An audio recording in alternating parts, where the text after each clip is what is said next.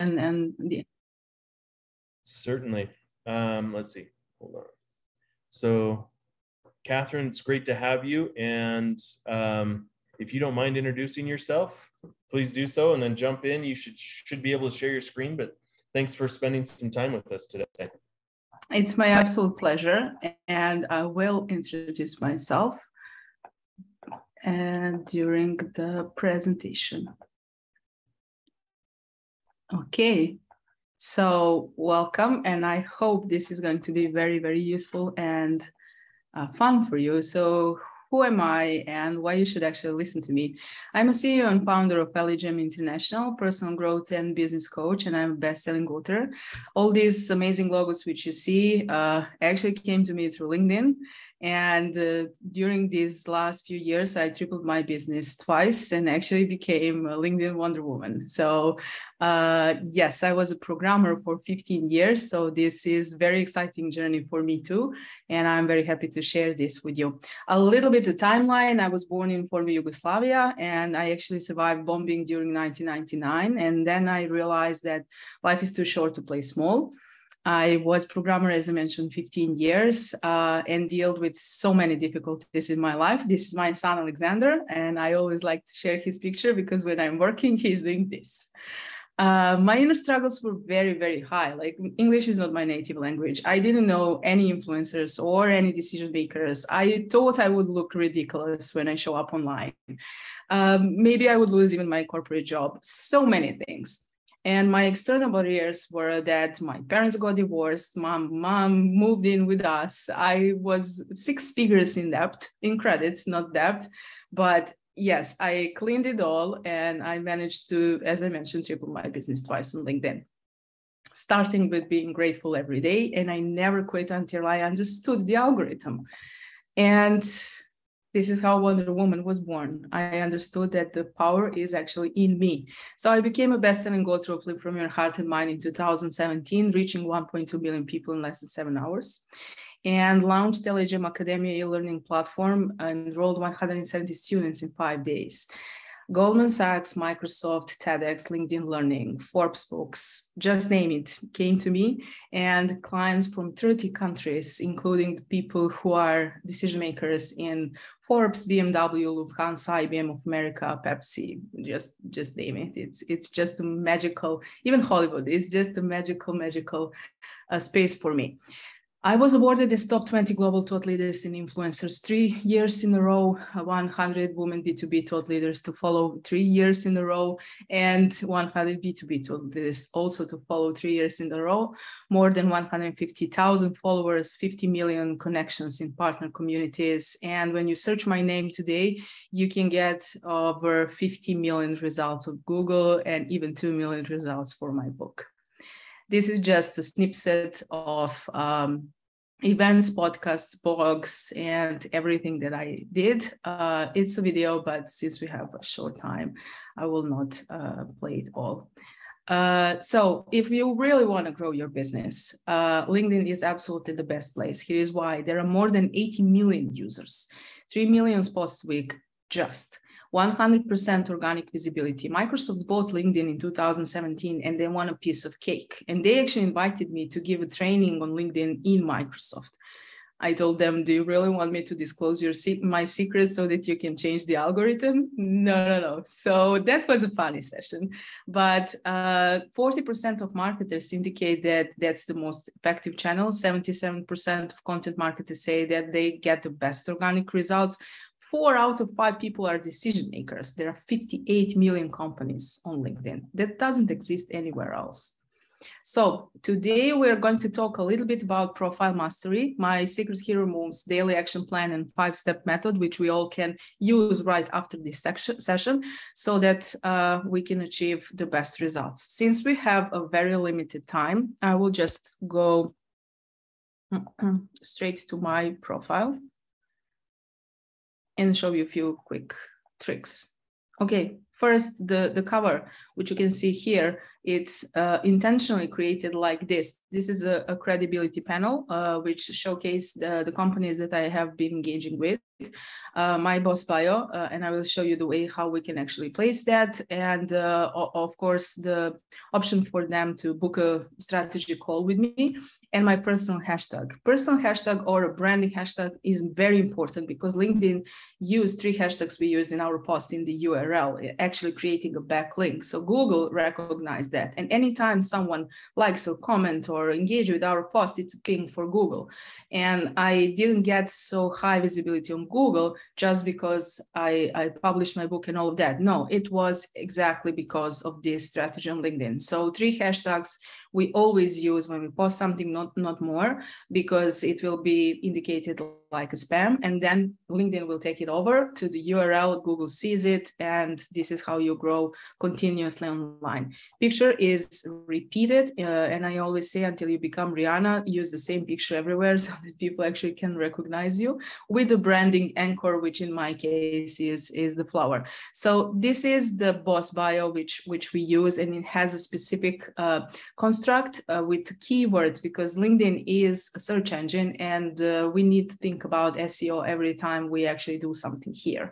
Every single word is an indication for the algorithm how people will find us. So we need to repeat these keywords everywhere in every section of LinkedIn. So who am I? What I'm specializing for and for whom. So these are my customer segments, and I'm repeating that constantly because I want them to find me. So it's in inbound marketing. We create content, we practically communicate our message to our customer segments, and they find us thanks to the search engine.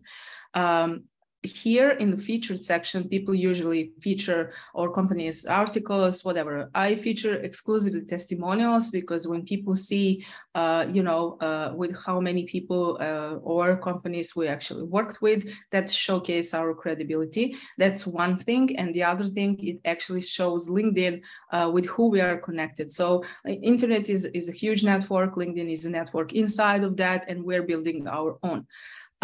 The about section is not about us. That's a huge twist. It's not at all about me. It is about my clients, my potential clients. So again, I'm repeating these keywords: coaches, consultants, entrepreneurs, la la la. These are my value propositions. So you can freely use my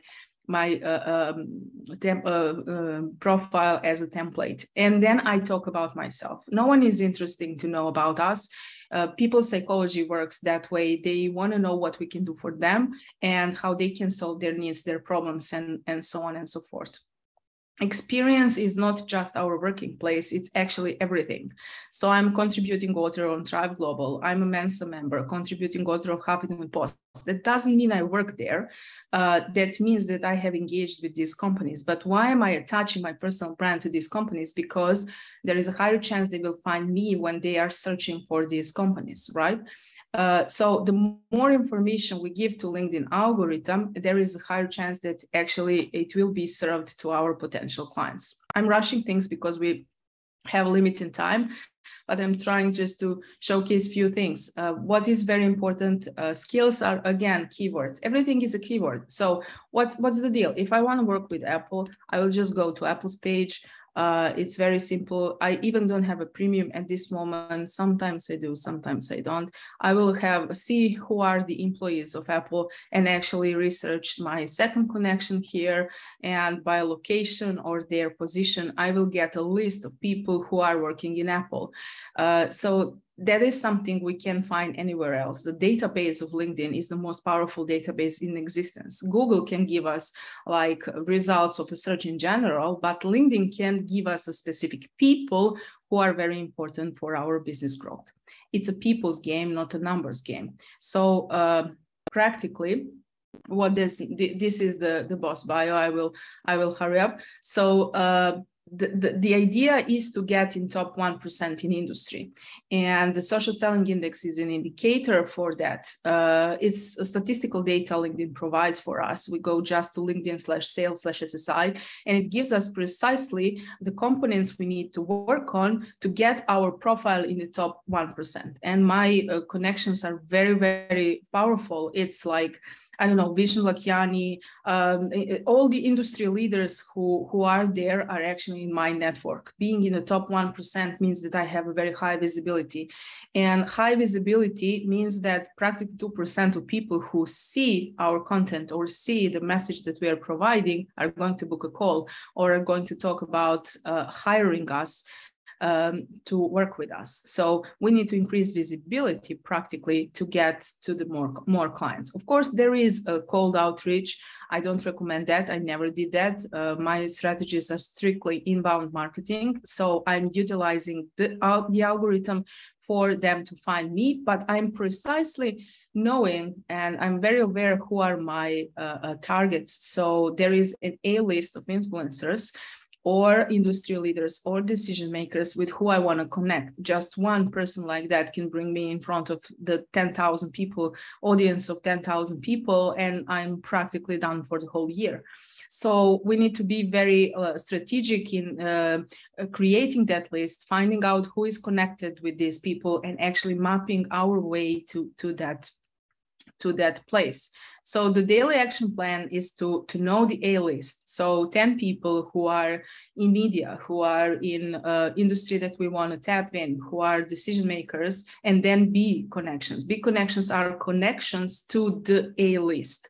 And they are the most important. Those are super connectors. So those are hidden gems. Like, you know, if Marie Forleo is featured in Forbes and I want to get in Forbes, just for example, I will not connect with Marie Forleo. I will connect with person who wrote the article. And this is how we actually map our path in LinkedIn and actually grow our network. We need to search for and to connect with a specific type of people based on our customer segmentation. I'm not a fan of ideal client. I have different customer segments, and I've been through Goldman Sachs program for business development, and this is how we actually learn it there and how we utilize to present our value proposition to specific customer segments. Then we create content to be seen.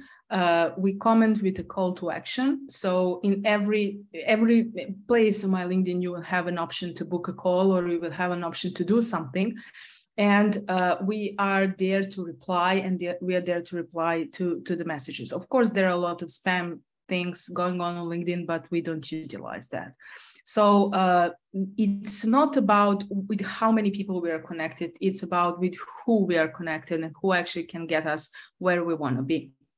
And then consistency be the talent and the money and the intellect and the fear and everything. We just need to keep on going with that. So practically what you need to know to use LinkedIn as the most powerful tool and the channel for your business is how to set the profile correctly so that you are found, how to utilize the social selling index, because there is a 48% more chance that I will sell something than a person who sells the same thing and doesn't have a social selling index in top 1%. LinkedIn is practically giving me more visibility because of the social selling index than to someone else.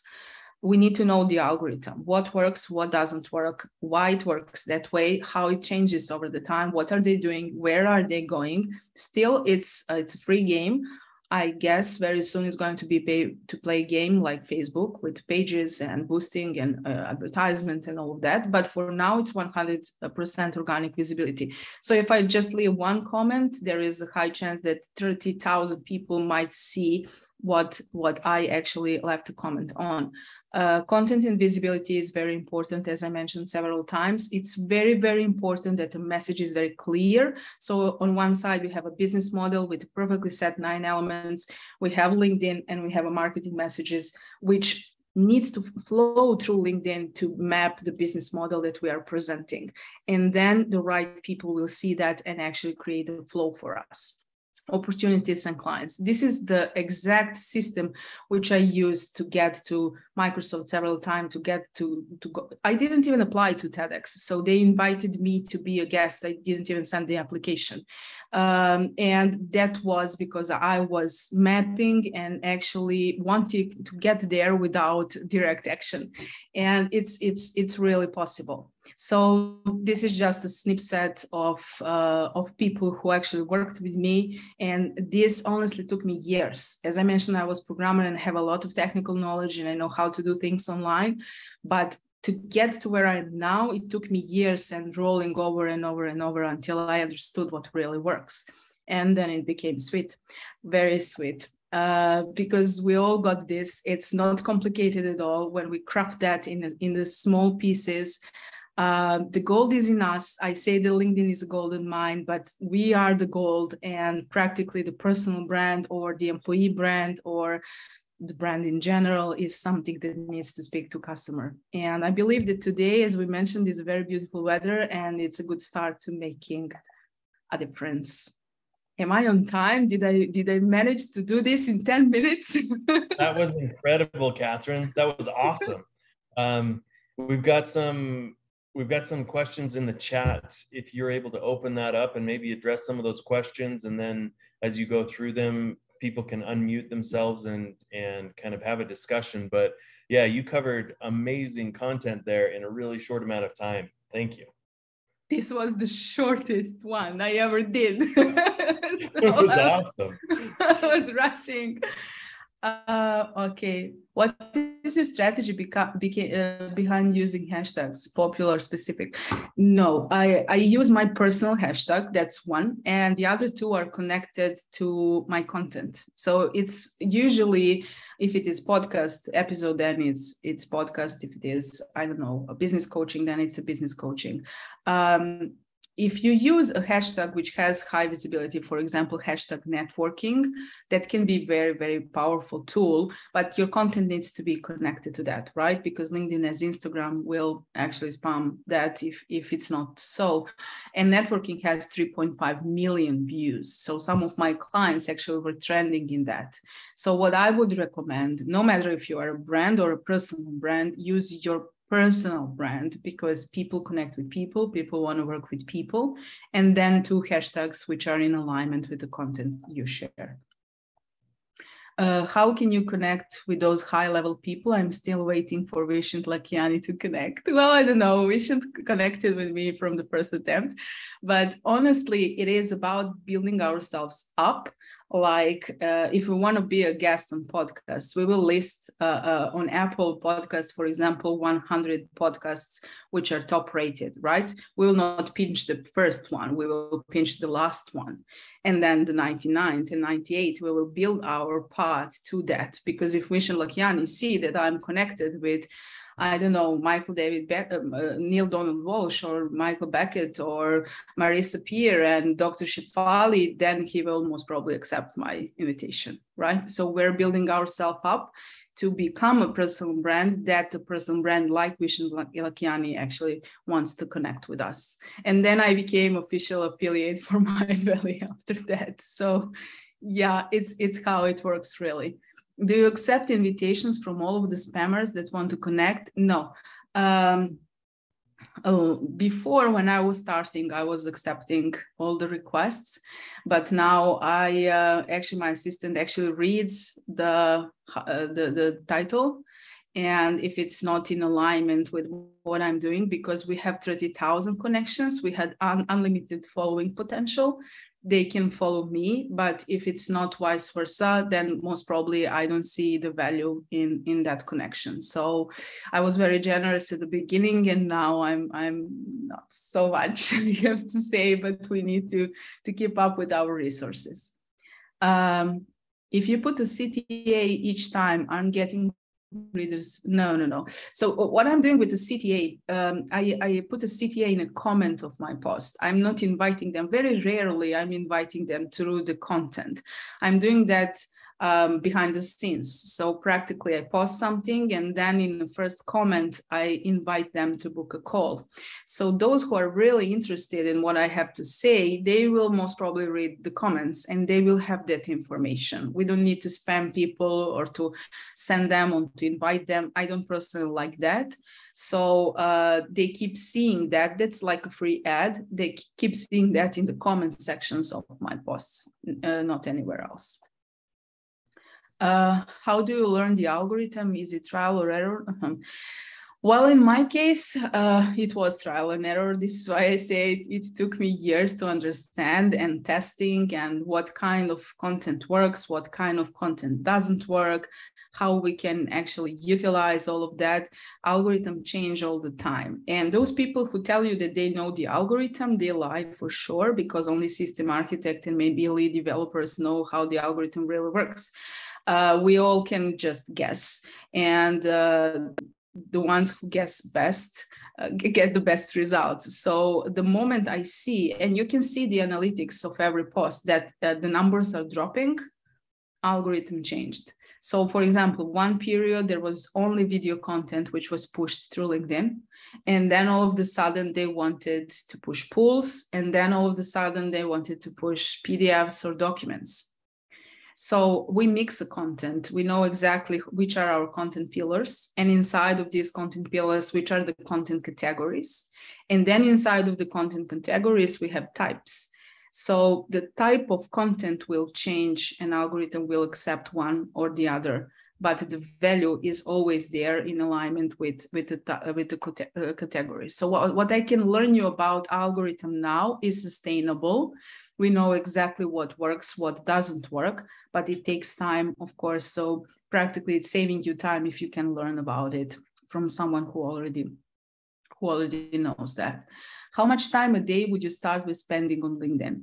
I don't spend a lot of time, honestly, because I have someone who is posting for me and replying on the comments, but I personally only connect with A-listers or B-listers, and I am personally there to reply to messages which are valuable to me. LinkedIn doesn't like automatizations and tools like that. We are using something, but very carefully, because we want to save time. So if you ask me personally, I spend 15 to 30 minutes a day on LinkedIn, and my assistant spends as much as it needs to post something and to engage with people. I might have missed this, but what was your recommendation frequency for posts? Weekends are not working at all. On work days, once a day. If you can follow up with once a day, if it is too much, then minimum 3 days a week. But depending on how much visibility you want to get and what is the purpose of actually you showing up. When we talk about the best time to post, that doesn't matter, because LinkedIn gives you 24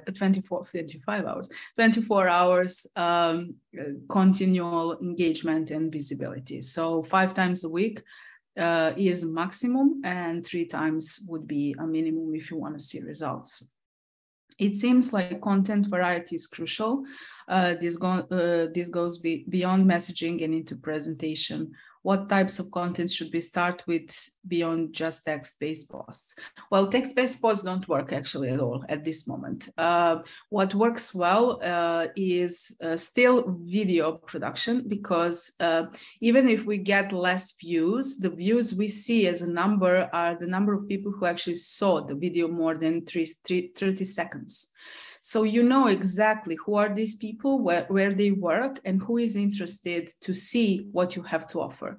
So you will see the list of, I don't know, CEO, a founder, entrepreneur, whatever, if you set your profile correctly. And then you will see, they work in Microsoft. Well, who is the connection? I'm connected with them, and then you build up. Practically, video, picture with text, but we need to be careful we don't use links in the text of a content. We use it in a comment, or actually I post it on my page, and then when LinkedIn transfer the link in their own form, so it's not recognized this from the outer source, then we use it on our personal profile. So videos and picture with text work the best now. What works absolutely perfect lately is a LinkedIn newsletter.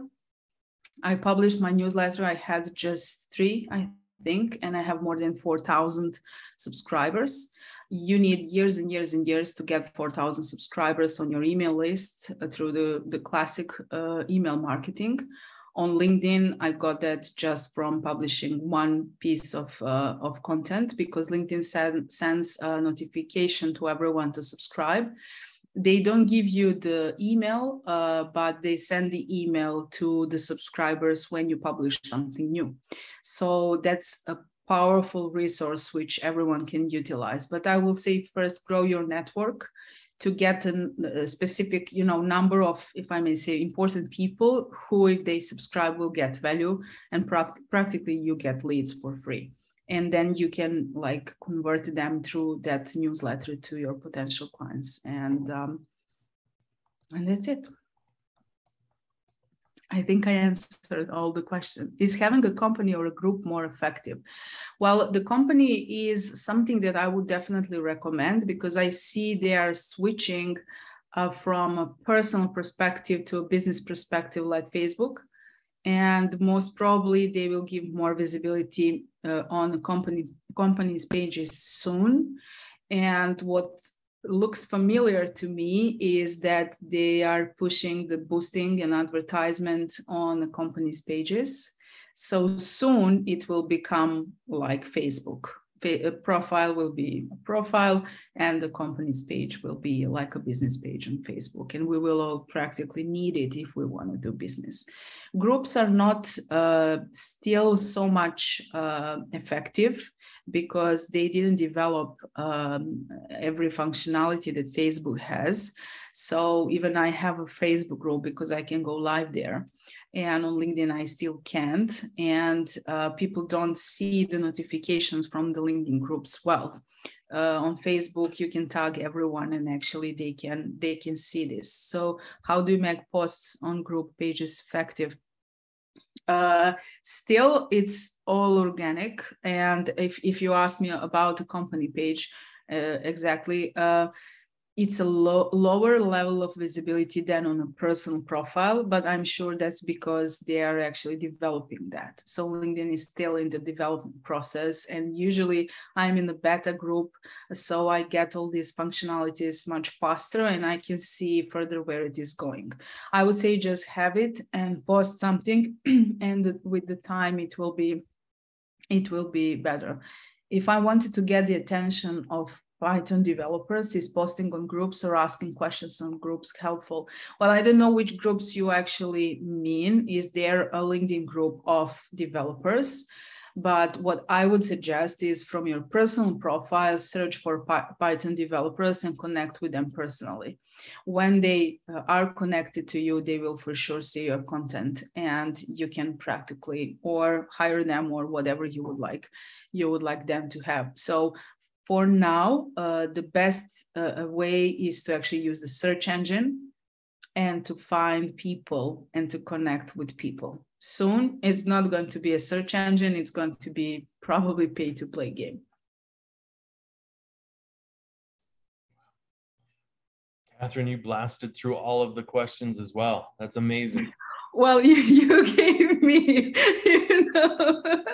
short time, and I needed to like speed it up. But I hope that I answered everything valuable. Yes. So typically we'll try and shoot for ending at 11:45. So you're 2 minutes early, which is amazing. Really? Happy to have anybody else stick around and chat for a few minutes if you'd like, but I'll stop the recording and then really appreciate your time, Catherine, and everything.